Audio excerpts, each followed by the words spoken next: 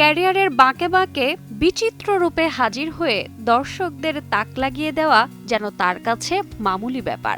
শুরুটা রোমান্টিক ঘরানার সিনেমা দিয়ে হলেও পরবর্তীতে অবস্থান পোক্ত করেন ঐতিহাসিক, বায়োগ্রাফিক্যাল, অ্যাকশন, এমনকি সচেতনতামূলক গল্পেও।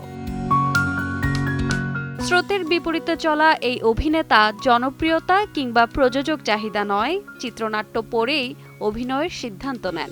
রাজা হিন্দুস্তানি, কিয়ামত সে কিয়ামত তক, লাগান, তারে জমিন পার, গজনি, পিকে, দাঙ্গাল, 3 ইডিয়টস তার ক্যারিয়ারের অন্যতম সফল সিনেমা। আমিরের জীবনে প্রণয় থেকে পরিণয়ের গল্পেও আছে ভিন্নতা।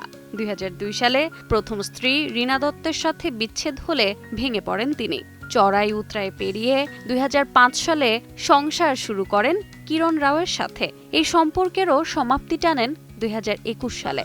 তবে আমিরের জীবনে নতুন করে প্রণয়ের সুর বেজে উঠেছে আবারও।